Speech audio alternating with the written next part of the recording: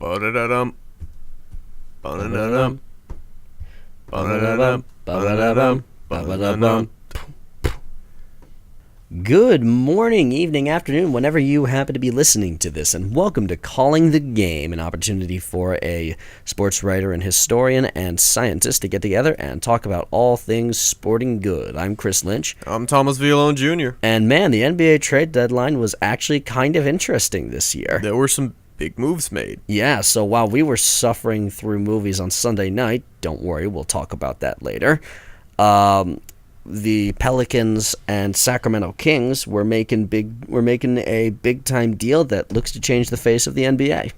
Well, one would assume that. We're not entirely sure about that, and as far as we're concerned, the jury's still out on some of that.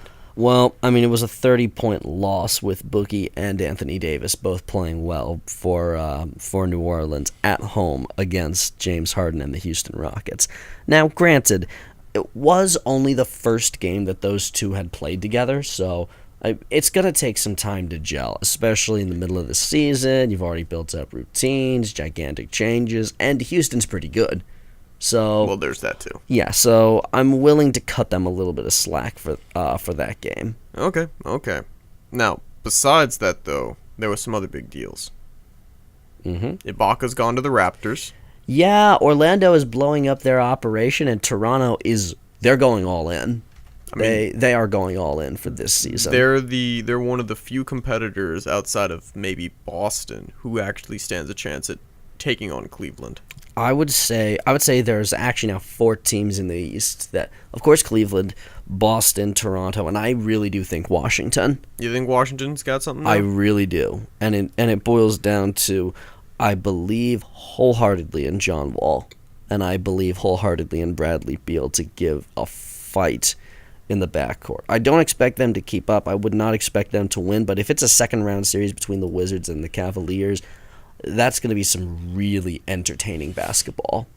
Yeah, I can see that. I can definitely see that. So, I mean, I really like the Eastern Conference playoffs in the way that it's shaping up. A couple other bigger moves. The Sixers are clearing house. Well, I mean, yeah, everyone not named Joel Embiid and Ben Simmons are fair game. I mean, Dario Saric has also been good for them, but you know, making moves, and Washington picking up another player for their bench. Yeah, they gave away. No. They got Bojan Bogdanovic, a good player he's averaging 14-odd points a game in the starting rotation for the Nets, and let's be real, for any other unit he wouldn't be starting. But you know, Oklahoma got a new gun.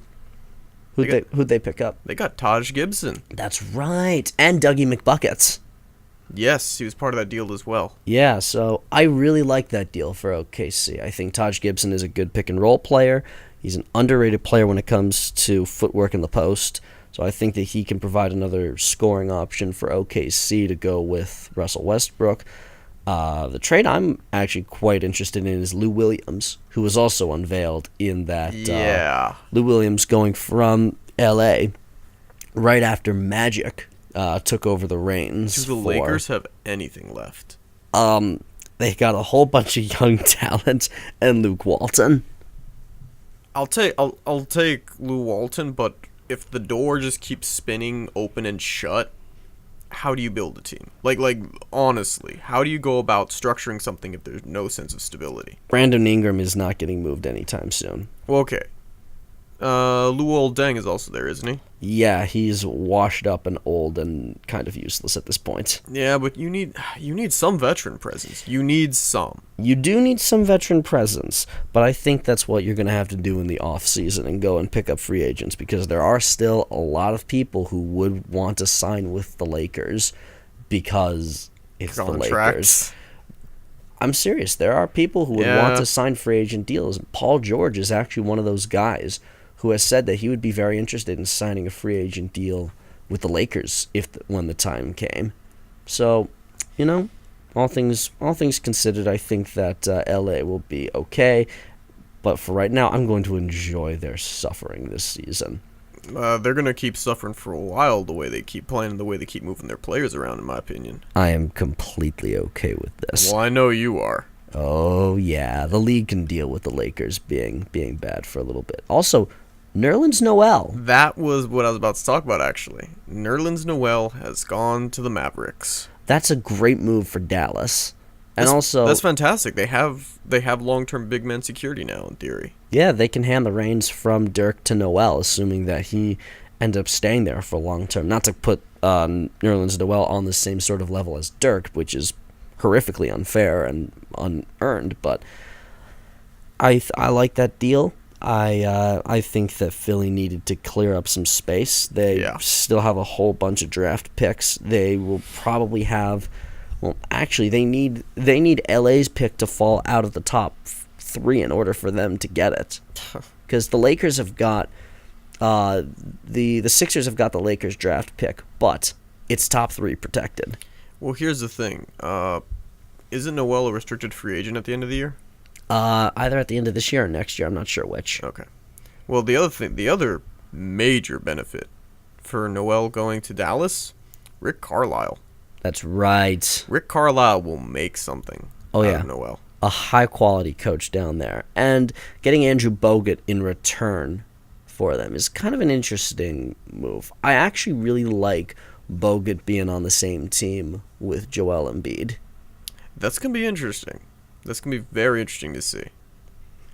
So I think Bogut is going to supply some major big man veteran quality insight that I don't think the Sixers really have right now.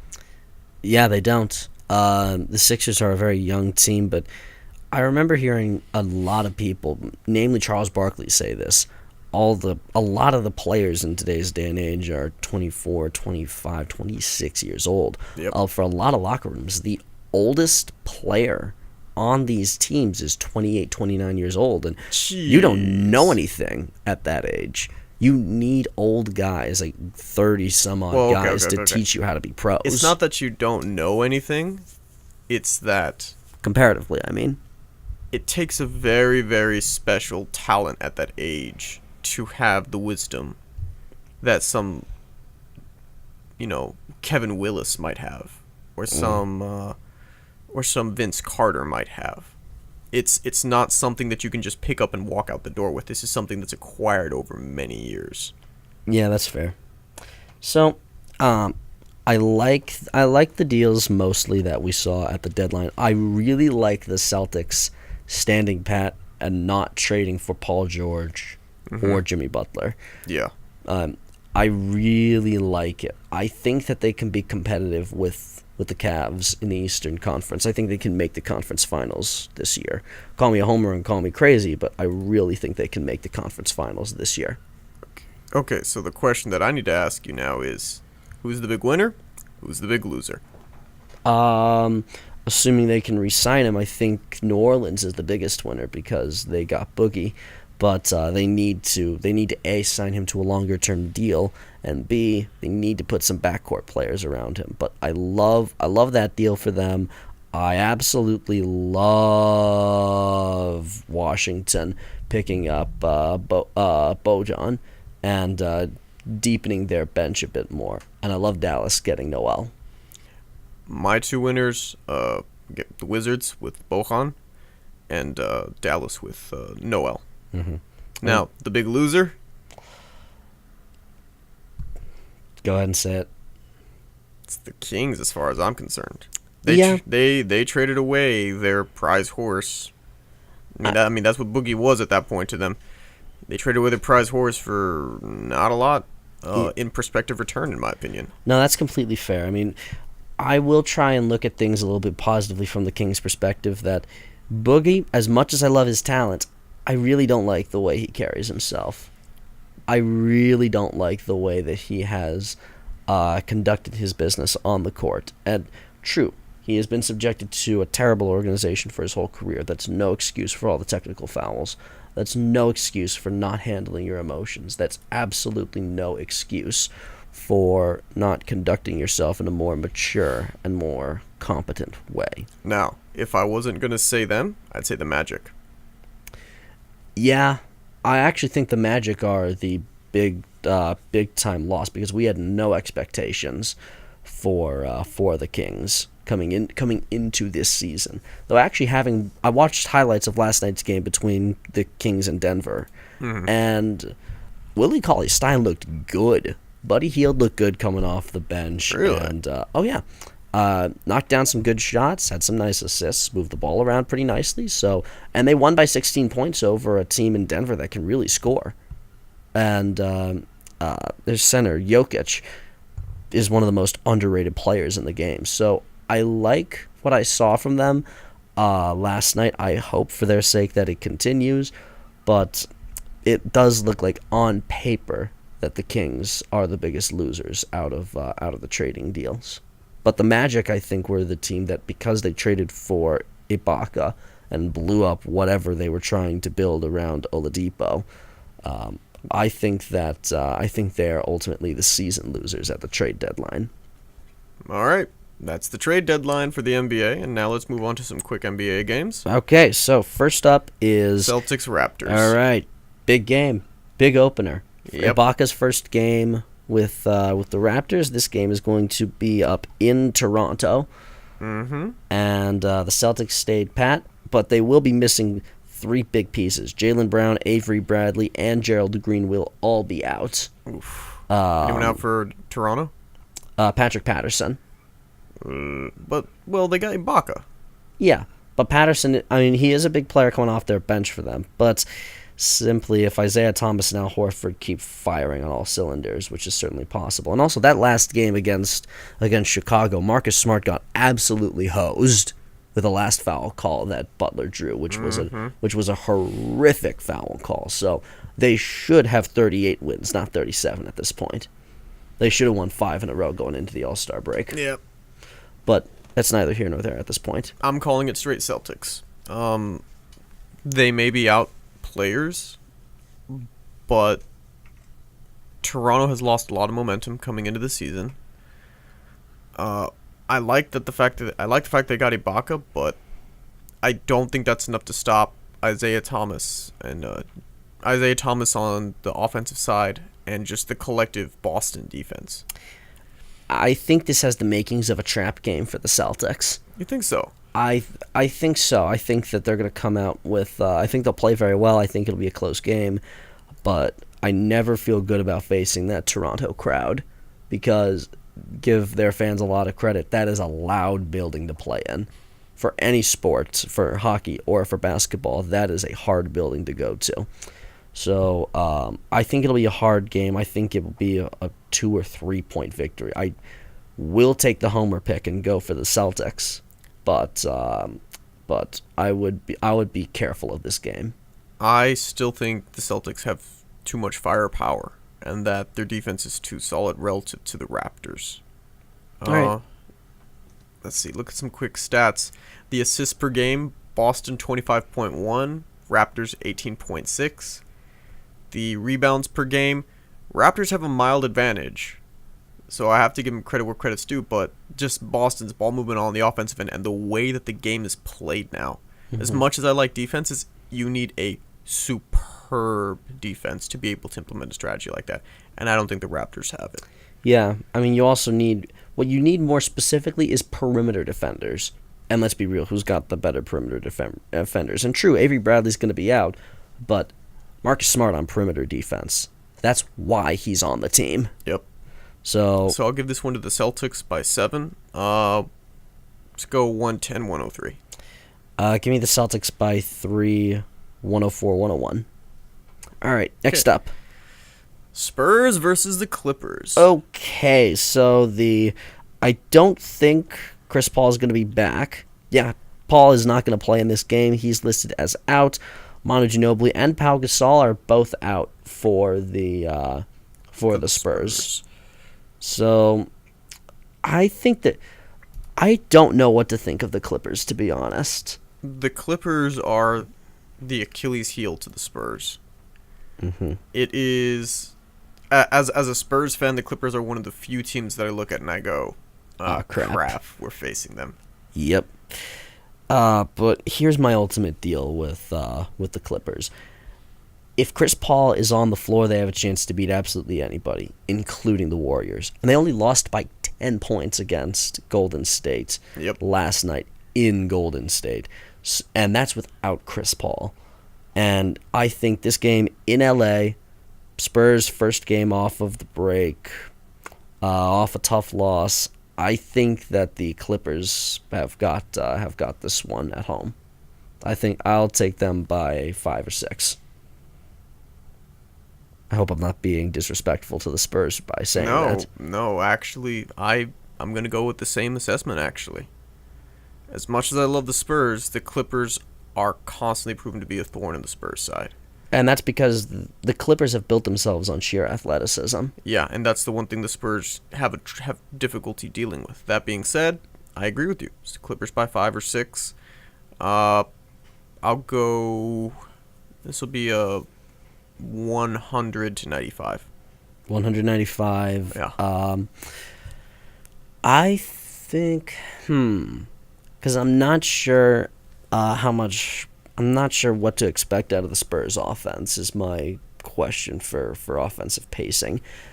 But I will guess that it'll be about 195. Same score as me. Approximately. No, that was the same score I just said. Never mind. I'm guessing, but I maintain I'm not sure what to expect from the Spurs offense without Powell being in for more efficient runnings. I know that... Well, Powell hasn't been in for a long while now. Oh, right. Yeah, Powell hasn't been in for about a month and a half, 2 months. They're holding up okay without him. Oh, well, yeah, because Dwayne Dedman's coming in now and wrecking shop. Mm-hmm. David Lee, throwing David Lee into the mix as well. And we signed a guy, Joel Anthony. Oh, right. Well, as long as the Spurs don't have to face the Clippers in the playoffs, I think they can go to and face Golden State and take them down. They're going the distance. They're going... never mind. Yeah. Didn't quite connect. The intent was admirable, but the execution left something to be desired. Yeah. Some semblance of energy, period. Speaking of which, New Orleans Pelicans. How was that transition? Just about as sour as I imagined it being. Yeah, pretty much. So they lost by 30 last night. 30. And I think their next time out on the floor is going to be on the 26th. This is going to be against Russell Westbrook and the Oklahoma City Thunder in OKC. So I'm going to go on a limb here and just say Oklahoma's going to win this one. What makes you say that? The fact that they have a front court and back court OKC. Yeah, especially after picking up Taj Gibson at the trading deadline to give them some more depth. I mean, quick numbers. Anthony Davis with 29 points and 9 rebounds. Pretty good game. Oh, and 2 steals, 2 blocks. Boogie had a huge game. 27 points. This is last night against Houston. 27 points, 14 rebounds, 4 of them on the offensive end, 4 or 5 from the free throw line, 5 assists, 5 steals, 4 blocks. What did James Harden have? Let's see. James Harden he only scored 13 points, got 14 assists, got pulled down 4 rebounds, had 3 steals. The big scorer for Houston was Lou Williams, who came off the bench and scored 27 points. Wow. Yeah, and Ryan Anderson had 17 points. Clint Capella had 15. I mean, the assist to Patrick Beverley only had 2 points but 12 rebounds. And is Houston becoming a team? It looks like it. Lou Williams gives them another scorer, so... You know, they can play. They can really play. I'll take it. All right, so... But all that being said, OKC, I think, is going to wreck shop on the Pelicans. I think it'll be an actual close game because who would I rather have on the matchup? Would I rather pick Steven Adams and Taj Gibson, or would I rather pick Boogie and Anthony Davis? Well, you know the answer to that one. That one's... I mean, why bother asking that? But Russell Westbrook. and Oladipo. There you go. Yeah. So this will be. Let's see. Enes Kanter is still out for the Thunder as well. So they don't have true depth in that case. Not really, though. Omri Caspi, one of the other players in the Boogie deal who went to New Orleans, injured his thumb in last night, so he's going to be out. So I still think OKC is going to win by 12. By 12. I'll pick them by 10 only because they're at home. All right. New Orleans is still getting adjusted to itself. Let's go 114-102. Give me. How much do I think they'll score? I think that New Orleans will try and make it a slow and ugly game, and I think they will succeed and it will backfire. So give me 105-95. All right. All right. Next up, we are done with basketball for the time being. We're gonna jump into the marvelous world of the National Hockey League, which is actually sort of an oxymoron because it's it's over two nations. It doesn't make a whole lot of sense. Hockey, get on it. What are you doing, guys? So now that I'm done babbling about someone has some strong feelings about this. I don't really care. I just find it kind of an interesting oxymoron that doesn't make a whole lot of sense.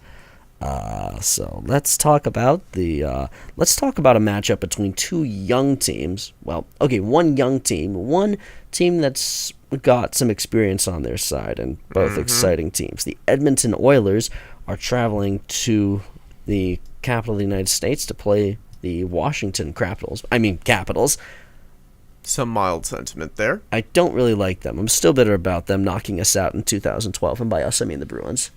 So I'm still bitter. Minor details there, though. This should be a fun game. They've jammed you. Shut up. Shut up, dude. No one jams me. No one jams me. Washington has got the best record in the league right now with 40 wins, 12 losses, and 7 trips to overtime.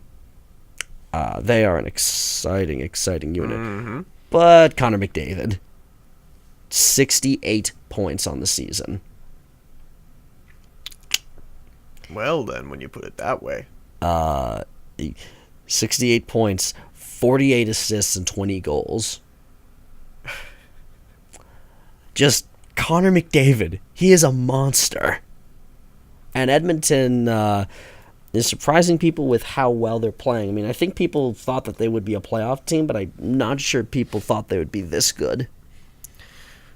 Well, okay. So then, if Connor McDavid is your starting argument, I would counter with the defensive unit of wow, I'm terribly sorry if I'm butchering your name. Niskanen, Carlson, and Orlov. And Brooks Orpik coming on that defensive end as well. Yes. Okay, so I like the defensive unit for Washington, and Braden Holtby in net is. Yeah, he's a brick wall basically. Oh, he's top of the line. He's high quality. Edmonton actually on the season for goals per game, they're only 11th in the league, but they're 7th in the league for goals against. Meanwhile, Capitals, they're the second best scoring team in the league. They're the best defensive team in the league. I rest my case. I'm going to go out on a limb and say that this is a, let's see, last time that the Capitals played was on Wednesday. They were in Philly. They beat the Flyers 4-1. Last time Edmonton played was on the road against Florida. They beat the Panthers 4-3. I don't know. Something in my gut says that Edmonton will force overtime out of this game. I don't think so. I think the Capitals are going to straight up win this 3-1. 3-1. I think it's an overtime game that ends up being decided by a shootout. I think that I still think that Washington will get the win in the shootout. I also don't like the shootout, but that's neither here nor there. It's a debate for another time. Yeah, but I think Washington wins. We've never had anyone call it a game going to overtime. No. I think this one will be a shootout in overtime, ultimately won by Washington, which means that Edmonton would still get a point out of the game. Fair enough. All right, next up. Next up, we have the Flyers versus the Penguins. All right, I picked this game in large part because this has got an interesting line because it's part of the Stadium Series. Yep. So this one is going to be outdoors. This one is going to be at Heinz Field. Mm-hmm. Yeah. So in Pittsburgh. Also, God, these teams despise each other. You figure. You've never been to a. You ever been to an NHL game? Not an NHL game. I've been to AHL games. Oh wait. Oh right. Who's the San Antonio affiliate? Rampage. Who are they affiliated with? The Phoenix Coyotes. I am so sorry. Hey, I'll tell you. I've gotten some good seats there before, and I once even got my family once got the couch just like right in front of the glass. The glass. Nice. And watching players get their faces plastered in front of us, kind of like, huh, now I know why you're missing teeth. Smile. It's like, okay, yeah, I can like this game. This is a great sport. This is I'm still looking into getting tickets for the Bruins and Ranger game. That'll be next week. If you bring me tickets, I will bring you a heaping love of Lundqvist. I will give you a hot team in the Bruins. So. All right. Well. But we're not talking about that game. We're talking about the Flyers. We will podcast that game live, folks. Yeah, that we'll bring our equipment there. They will totally let us have that in the balcony of the Garden. And yes, I'm telling you, it's going to be balcony seats. I can't afford better at this point. I'm Poe. That makes two of us. Oh, right. So, anywho. I'll bring my binoculars. Right. Yeah, you'll be able to see things fine. Anyway, back to Flyers Penguins. Penguins are the better team. Yes. That doesn't matter for this matchup, though. Because they're going to go all out both sides. Yeah, pretty much. Hockey is... I get to hear the perspective of a top-line hockey coach in Coach Quinn with the BU Terriers on a regular basis. Yep. What he and every single collegiate hockey coach I've heard. I was at Lowell versus BC last night at BC, and Lowell's head coach talked about this same kind of deal. Hockey is a weird sport in that there are some games in which the talent disparity means absolutely nothing because of heart hustle, energy, and desire to win the game. If you put that in the context of a rivalry, especially one like this, this will be a very entertaining hockey game. I think Mason will play a good game in goal. I'm not sure who they're going to start for Pittsburgh in goal between Marc-Andre Fleury or Matt Murray. They've got two competent goaltenders. Both can make good plays. I would expect that they'll start Murray. He's their big game goaltender, so yeah, I would expect they'll go with him. But I think it should be a good time, all things considered. But I will take Pittsburgh to win it 3-2. I'm calling it, Pittsburgh. However, just like you called the overtime, I'm calling the overtime. Okay. It's going to be an overtime victory, probably 2-1. All right. Favor Penguins. All right, sounds good to me. Moving on. What's next? Columbus Blue Jackets versus the New York Rangers. Oh, God, it's like we pick good matchups or something. I know, right? Okay, so these teams faced off very recently on Monday, the February 13th. They faced off in Columbus. We're not sure what's going on over top of us. That would be the milling machines that are on top of my office currently grinding away at metal. Oh, right. So our office is not perfect. Yeah, our office ain't the best, but excuse me, well, your office ain't perfect. So the last time these teams faced off, this was on the 13th. This was in Columbus. Jimmy Vesey, the reigning Hobie Baker Award winner at Harvard, which Hobie Baker is the award for best player in college hockey. Jimmy Vesey was drafted by Nashville, didn't sign with them. They lost their rights because they didn't sign him quickly enough, and he went and signed with New York, and, well, I think that's working out well for him. He got the first star of the game. Dubinsky got the third star, and Ranta was in goal for that game for the Rangers, not Lundqvist. And Ranta made 30 saves on Columbus in that game, and New York won 3-2. Vesey got the last got the last one in. When did VZ get the last goal? He scored it late. Girardi and Kevin Haynes also got goals, and both teams were 0 for on the power play. New York 0 for 5, Columbus 0 for 4. So Sergei Bobrovsky only faced 23 shots in that game and made 20 saves in that game. What was that about parity you were saying? It exists in the NHL. This is why we like this sport. So, okay, so that's the last matchup. This game in New York on, when is this? This is on Saturday? Yeah, I think so. Yeah, so this will be, or no, this is Sunday night. Ew. Sunday night in New York. This should be a really good hockey game. I don't know who to pick in this one, actually. I really don't know who to pick in this one. I'm thinking this is a toss-up. I'm going with the team that has momentum. They know that they can beat the opposing team. Well, let's see. In terms of pure schedule, recently anyway, Columbus has been all over the place. They lost to Nashville, they beat Toronto 5-2, and they beat Pittsburgh in overtime. And they've got the Islanders on Saturday early evening at 5 o'clock in Columbus, and then they're flying right out to New York to face the Rangers.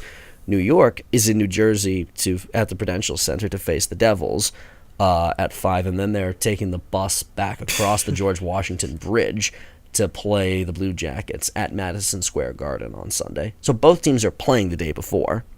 But travel. Longer trip from Columbus to... I'm going to go with the Rangers still. They have home, they have less travel, and they're probably going to have a nicer match against the Islanders, I would suspect. New York's facing New Jersey. Oh, Columbus is facing the Islanders. Ooh. I'd still go New York, though. Still travel, still momentum. Yeah. Still Jimmy Vesey providing young offense. I'm inclined to agree with you, actually. I think that this is a Ranger. I think this is a Ranger weekend. They'll go down to New Jersey and beat the Devils, I think. And they'll come back and beat the Blue Jackets. I think it's a 2-1 victory. All right. Cool. So have we got any more hockey games to talk about? We got 3 more. All right. We might have to go rapid fire. Nah, we got time. All right. What's up? Well, let's get into it. Let's just go. St. Louis Blues versus the Chicago Blackhawks. All right.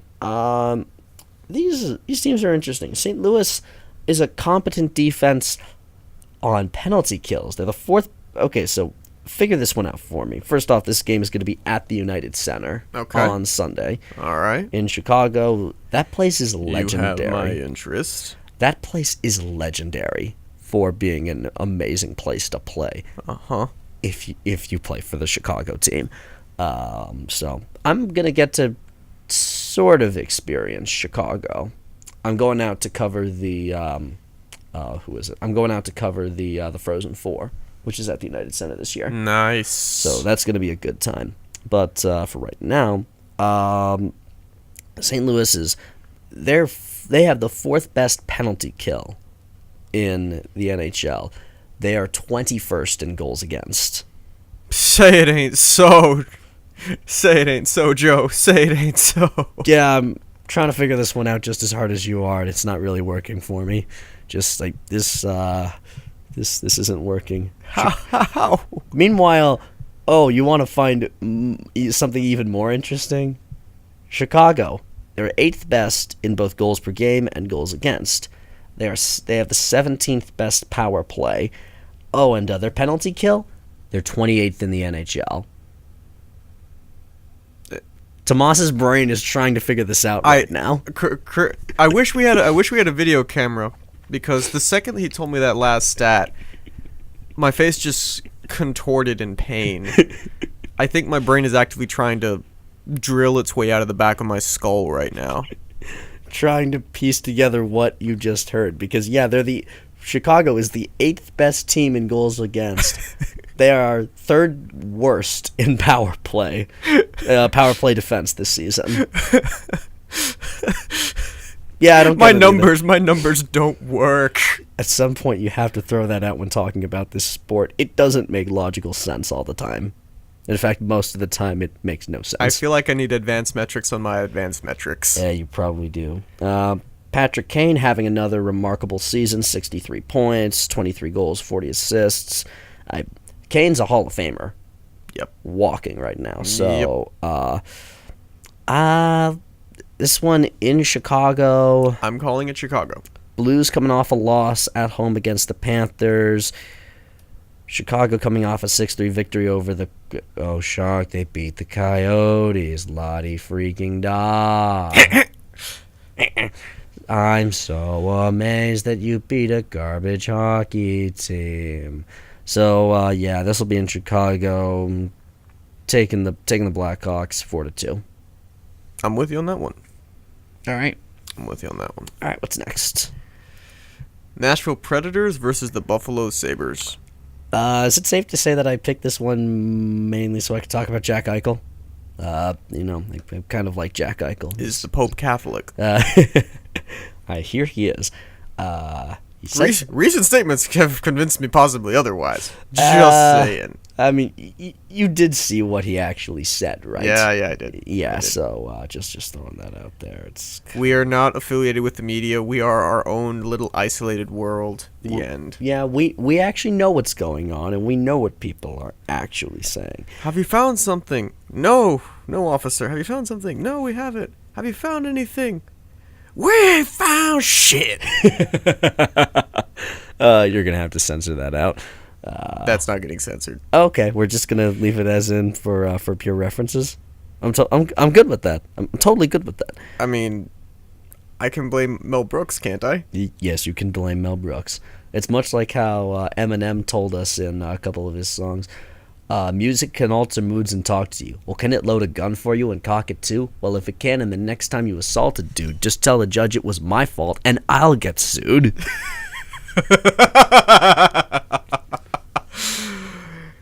Eminem. Brief aside. I've heard that Eminem in his personal life is actually quite reserved. Yeah, he is. Which, it's interesting. The dual personalities that some people have.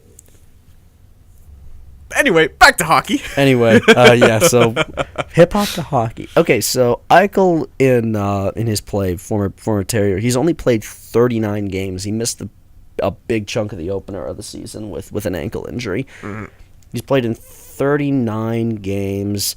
Has 33 points, 20 assists, and 13 goals. And Kyle Okposo was been a big pickup from the Islanders. Yep. Ryan O'Reilly has played well. Sam Reinhart, and surprisingly from my end, the most assists are coming from Rasmus Ristolian. I do not believe I pronounced that correctly. You see the name I'm going for, right? Yes, I do. How would you pronounce it? Ristolianen. Ristolianen. Okay. It's like Rustolium, but slightly more Eastern European. Ristolianen. He's got 32 assists. That's most on the team. Only 4 goals, but hey, if you could move the puck that well from the defensive end of the ice, I'm not going to complain. No, that's fair. Rob Lehner's played competent in goal. He's not been asked to do that much, but he's played competent. Nashville, they're leaning on Ryan Johnson to get the puck moving around with 34 assists. Yep. On the season. That's not Johnson. Philip Forsberg, 42 points total, 41 points from Victor Arvidsson, and heck, their backline's not bad. They got PK Subban, they got Ellis, and they got Ekholm. I mean, Subban's having a little bit of a down year. He's in the minus on the plus-minus side, but so is Eichel. Okay, fair enough. Let's not parse numbers here. You're one to talk about that. Okay, so yeah.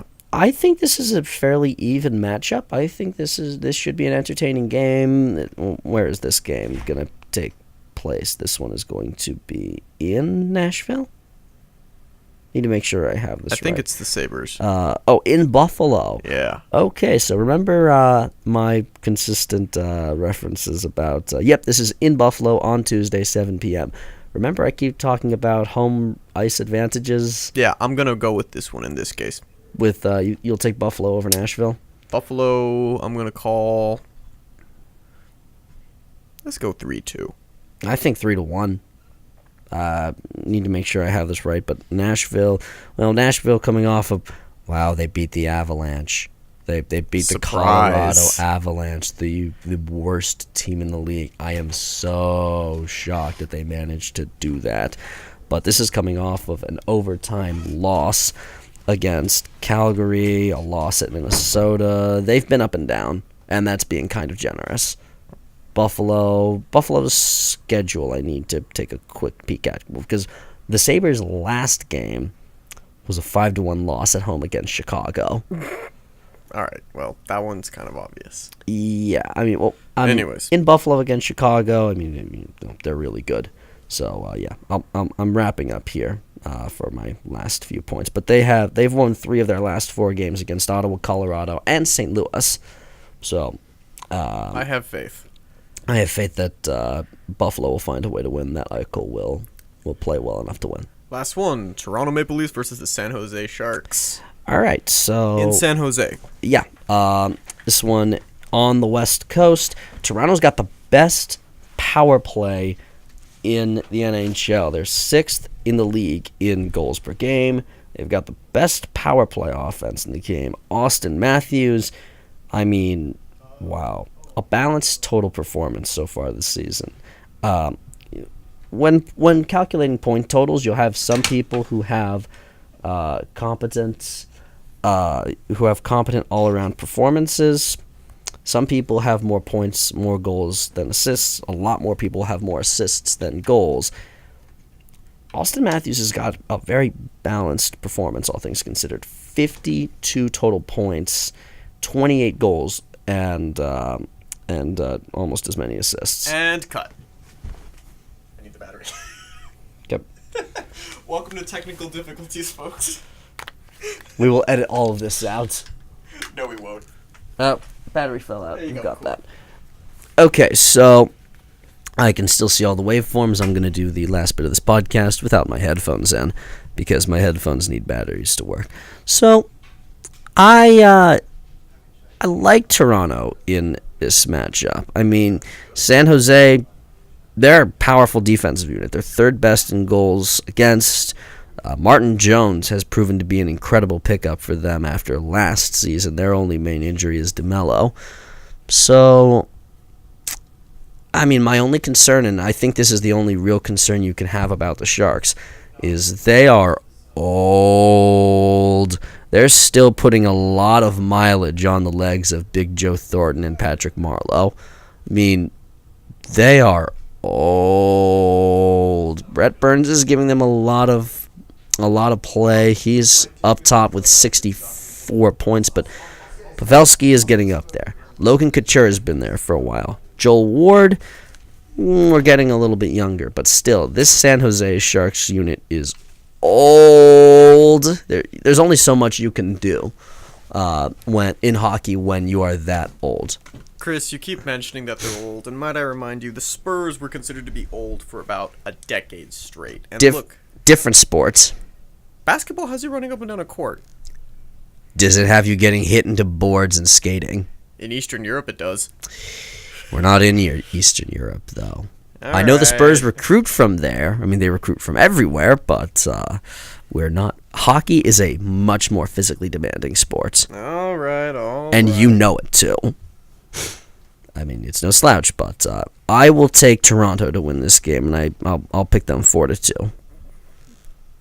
I'll go Toronto 3-2. All right. That's the end of our prediction for our for our games. That might be the end of our podcast. Do we have anything else to talk about? Yes. Oh, wait. I blocked it out. We have 5 minutes. Let's do this. Okay, so we have mentioned a couple times before on our podcast that we mentioned this last week, that we were going to go ahead and watch Tomas? It's a snuff film FIFA style, basically. So, United Passions is a movie that exists. It had $24 million poured into it. It made $918 on its entire theatrical run in the United States. I believe the lowest grossing movie in America ever. Ever. It very well might be. And, by Jove, It's awful. It's straight up garbage. I've never we had to pause in the middle of this because let's preface this for a second. We decided to have the marathon to end all marathons. We watched back to back The Room, which has been generally accepted as one of the worst films ever. Yeah, we agree. Funny. Then we watched Mono's Hands of Fate, which we heard rumored was worse than The Room. And on a pure technical level, holy crap! Yeah, literal crap on celluloid. It's straight up garbage.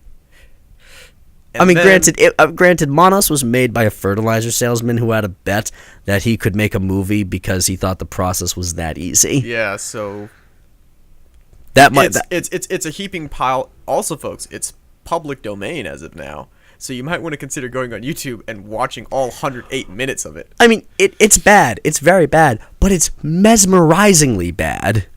This is very true. It's almost fascinating in its awfulness. In the same way, The Room is mesmerizing in its awfulness. So our conclusion by the end of Monos was that at this point, The Room was Oscar worthy, and it had just won Best Director, Best Writer, Best Script, Best Actor. Period. Yeah. It is leagues above Monos.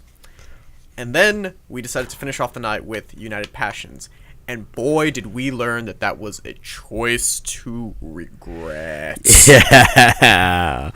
Okay, so on a pure technical level, the film looks good.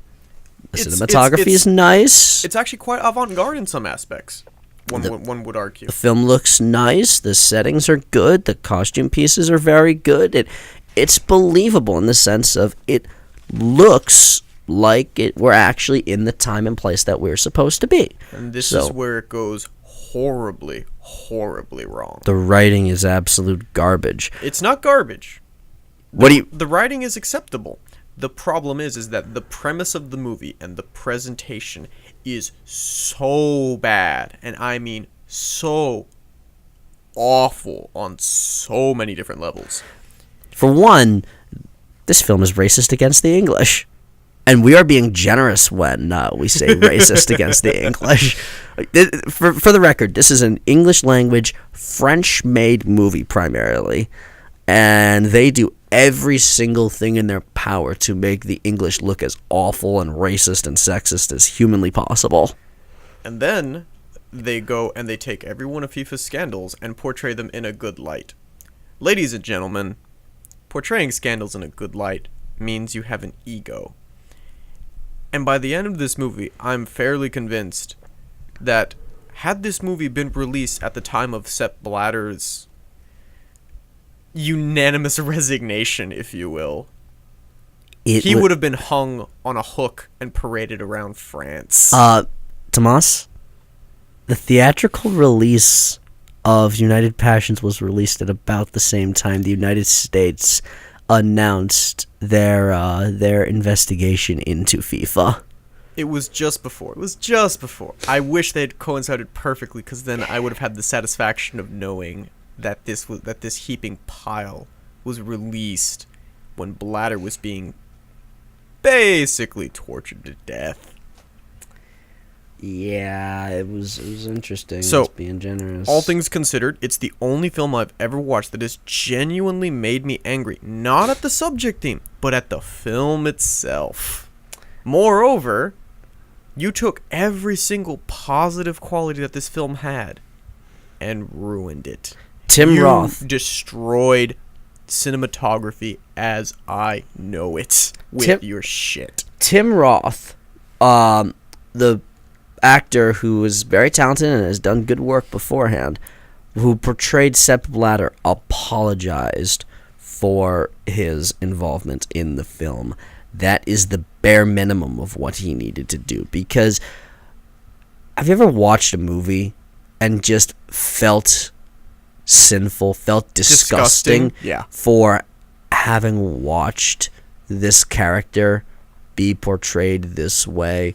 That's what we felt, except crank that to some crazy number way past 11. It's the only film in the three that we actually had to stop, take a break from, come back, and then spend 30 minutes cringing.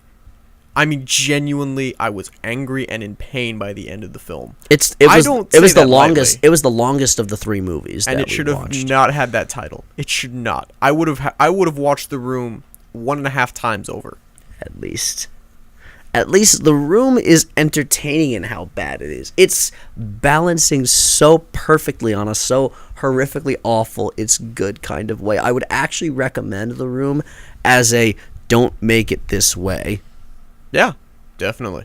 I would not recommend United Passions. All that being said, United Passions. It's on Netflix, by the way. Oh, yes. We watched it in high quality, in high definition, 1080p, streaming perfectly on Netflix.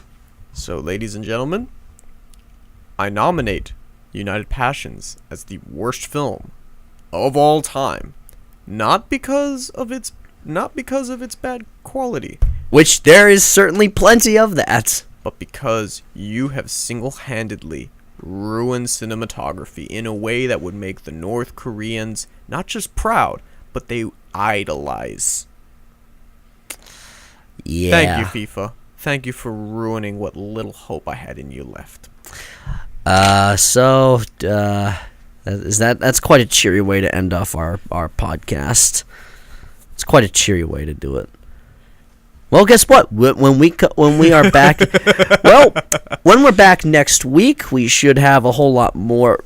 We might provide a little bit more analysis on the results of the trades that we had.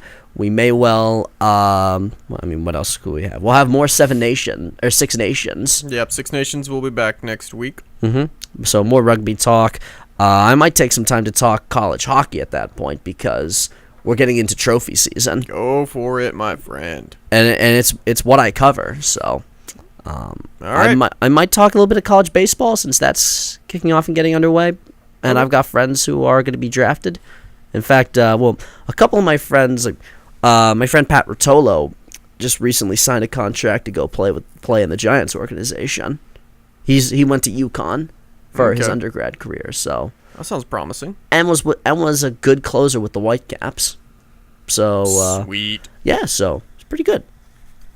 All right. Well, if that's the case, then I think it's time for us to sign off. I'm Thomas Villalone. I'm Chris Lynch. Thank you for tuning in to give us a listen, and thank you for listening to us talk about both the sports and terrible movies. Have a great day, everybody. Meow.